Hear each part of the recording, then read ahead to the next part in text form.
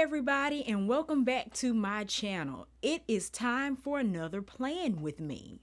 So back in January, I posted a spread to my Happy Planner, the subreddit that I belong to, and it was a Bujo inspired spread that happened to be my very first no sticker spread. And I got a lot of questions about it, and I promised to do a plan with me, so here we are. But I want to encourage you before I show you the process. Definitely in the Happy Planner community, we are sticker obsessed. I know I am. There's a rack immediately to the left of me that has about 60 books on it, and I probably have 20 or 30 underneath my desk, which is great. But it can be overwhelming for a lot of people, and also with the pandemic and everything going on, money can be tight. I fell in love. My eyes got huge at the spring releases from Happy Planner, Goldmine and Coco, Also Paper, all those guys, Capital Chic. But my wallet has told me no for a little while, as it probably has many of you. And I just want you guys to know and see with your own eyes that it is possible to get a beautiful spread that has all the function and has beautiful bells and whistles without going and buying hundreds of dollars of stickers. You can use washi, as you'll see me use today. Your printer is your friend. You'll see me use that today as well. You can use markers to decorate your spread. I like Faber-Castell gelatos, stamps. There are so many wonderful techniques in paper crafting and mixed media and all those wonderful things that will allow you to get the spread you want without having to purchase a lot of stickers. So I hope that this tutorial, this plan with me, is helpful to someone and encourages you, especially if you're just starting out and you're on a budget like me. So enjoy, and I will see you guys later. All right, guys. So what we won't be using today is stickers. What we will be using is washi. We'll be using colored pens or markers. I've got my Papermate flares, my Tombow brush pens. You can use any markers or pens you like. I'll be using a pencil. I'll be using a Fudonosuke pen. This is optional. I just like to letter with it. My line stencil. You can also use a ruler. And you can also use mild liners. Again, optional. I'm just using them today.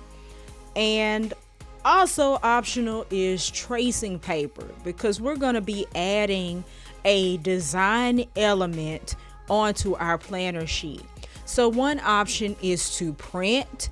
I like to use Canva for my designs, canva.com. So I'm going here and selecting a letter size document because my planner is a big 8.5 by 11. You can customize the size to whatever you have. So here I'm going to the file menu, and I want to show my rulers and my guides and such, because I want to make sure that my design is not bigger than the area I want it to be on my paper. So I've got my rulers at the top and on the left side bar, as you can see here. I also have guides and margins, but the ruler is the most important thing. So I'm looking here, and just as an FYI, the sidebar for a big Happy Planner is approximately 1 7/8. So just FYI, you're going to want to measure your planner. And here I'm just picking a simple floral element that I want to rest in the bottom corners, the far bottom corners of my planner. So I've clicked it and I've added it to my page. So now I'm going to grab that and pull it into place, and I'll blow that up so we can see it a little bit better. All right. And as you can see, I can see how big my flower is by the grayed out area in the top ruler in my workspace. So I'm shrinking that down to 1 7/8 of an inch or close to it. I believe that's what I did here, because there's increments of 8 on that ruler, which is very helpful. But I'm going to scale that down, and then I will move it into place in my bottom corner. And I like my elements to look like they're kind of coming off the edge of the page as much as possible. So I am just moving that where I want it to be and scaling it back to the size that it should be.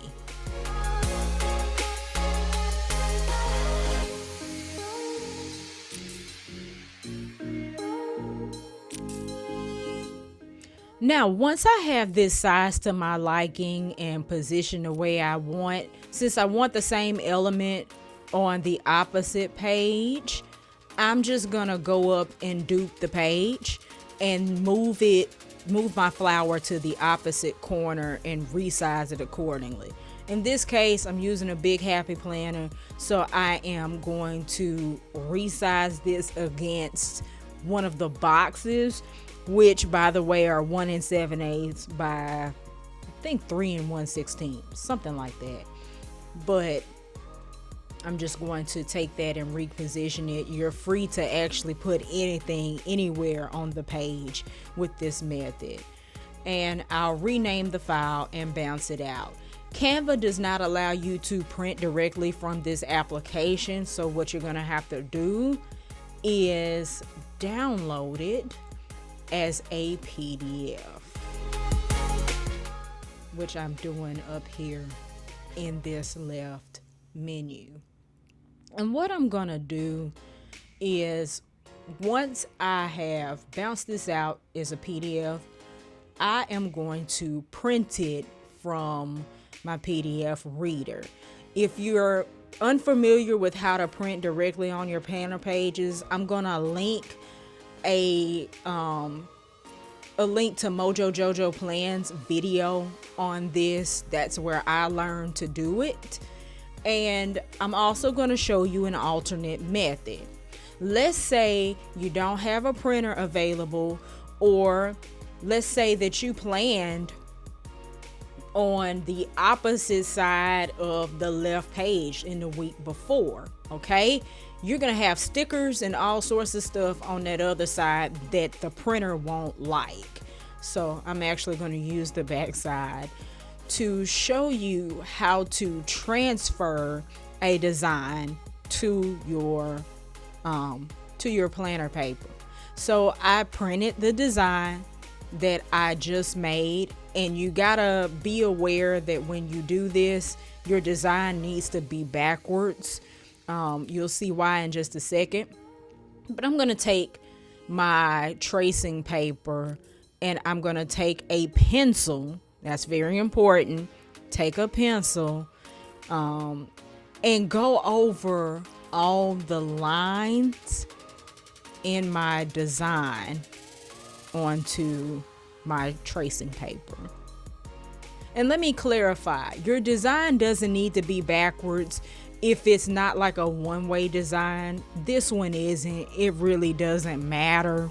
But if you were doing like a face or something, you would want to flip that photo and print it opposite the direction you want it to be on your planner paper. And let me zoom in right quick. But yeah, you're gonna go in and trace the lines of your design, anything you want to show up in your planner. And trace kind of hard, just so you can see what you did.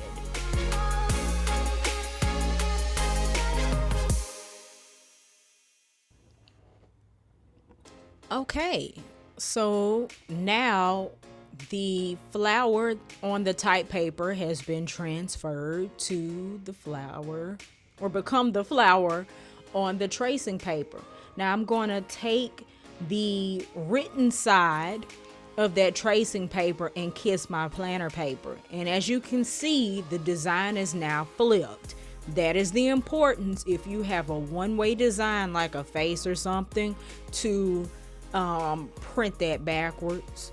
And I'm going to repeat the process of tracing.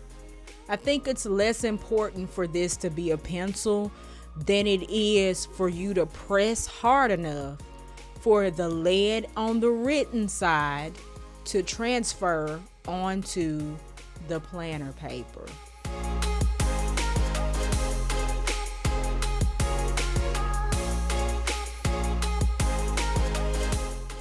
And that is how we get our design from our type paper or a book or whatever you choose onto your planner. And it's okay if the design is a little bit faint. To me, that's just less pencil to erase later. But you're going to take whatever pen or whatever medium you choose and go over that pencil to actually establish the design in your planner. Just another way to decorate your planner that does not involve stickers. So as you can see here, our design is pretty much the same in terms of basic structure, and that gives us something to color in a little bit later.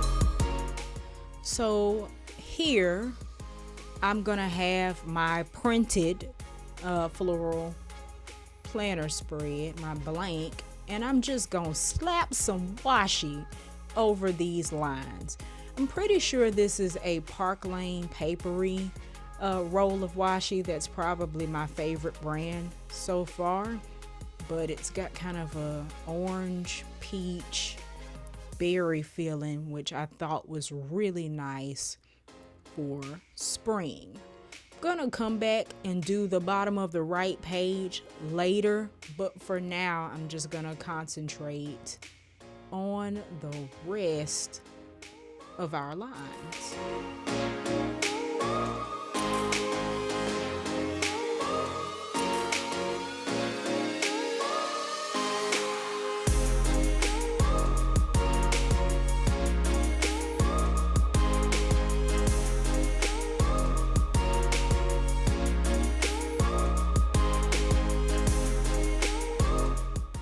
Okay, so this spread is inspired by the bullet journal method of rapid logging. So I'm going to actually take my sidebar and build myself a key.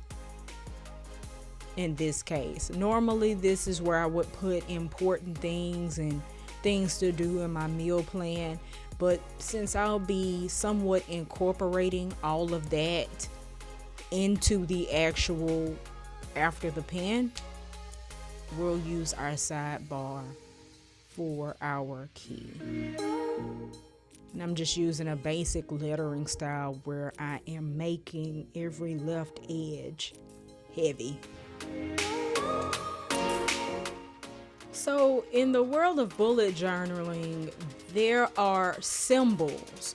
There are symbols for tasks, symbols for events, important dates. You can really build whatever symbols you think you want, but there are several that are pretty much standard, and those are the ones that I'm going to be using today. And I'm using 5 different colors of my markers to do that. So I have a dot for tasks, I have circles for events, a dash for notes, a star for priority, and an exclamation point for inspiration. I'll also note in here an arrow for tasks that get moved from one day to the next, and then I will strike out any tasks that become irrelevant. And we'll just cap that section off with a little bit of washi.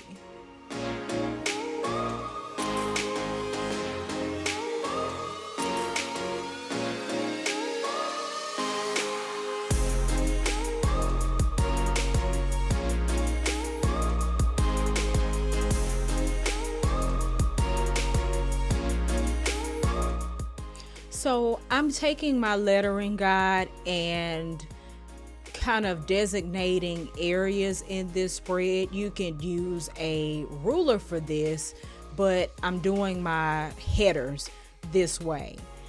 I call this zoned planning. I don't know if there's an actual name, but I will be designating a function for each row of my planner. And I'll be taking my Fudenosuke to label these in kind of a similar font to what I had in the key. But one fast way to plan is to just section out and designate sections in your planner to a specific purpose. So you don't really have to think about, where do I slap this sticker or this embellishment? You know that this particular section is events. My middle section is going to be tasks. And then my bottom row, the third row, is going to be notes. It's gonna be notes. And y'all, I'm still practicing with my hand lettering and learning and all that good stuff. These S's are really giving me the business today, but it's all good. It's all functional. But yeah, I'm gonna do my section headers this way with this lettering and just designate each row to a purpose, or a purpose to each row.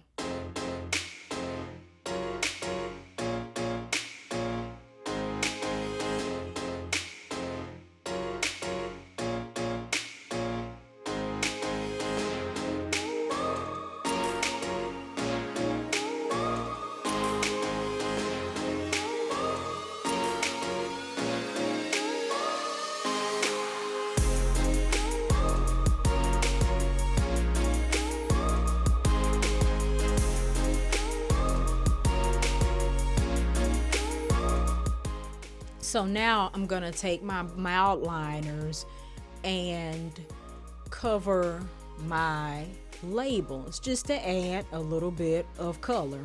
Once again, another way to decorate without stickers is your markers. And I will give each row its own color, coordinating with the washi.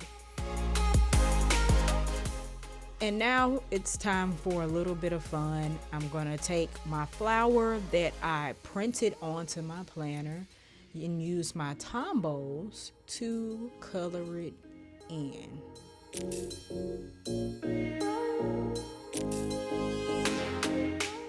So today I'll be using a combination of orange, kind of a fuchsia color, and a berry color, once again inspired by washi. One thing I like to do is, if I'm running out of ideas or at a loss for inspiration, I will dig through my stash of washi, take a look at it, and steal the colors or steal the theme and use it as inspiration. So that's kind of where I'm going with that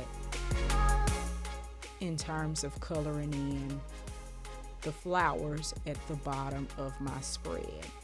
And then I'm going to take kind of a darker raspberry color and my colorless blender and just add a little bit of depth to the tips.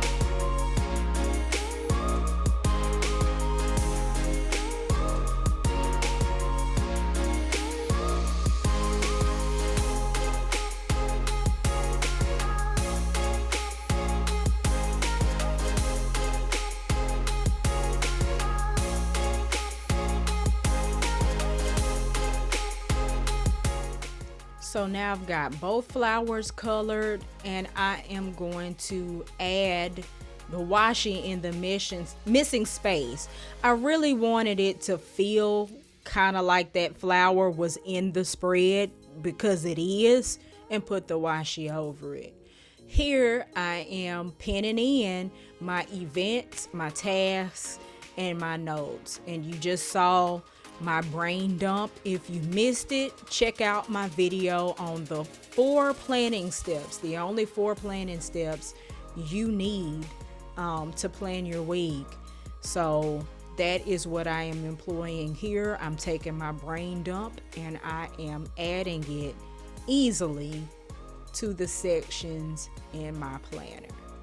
This method, in terms of the whole events, tasks, notes, kind of makes it easier and less thought required. You don't have to think about where I'm gonna put a colorful box, where I'm gonna put a to-do sticker, etc., etc. It's pretty much foolproof. And now I'm gonna take these symbols from my key and apply them to what I have just put in my planner.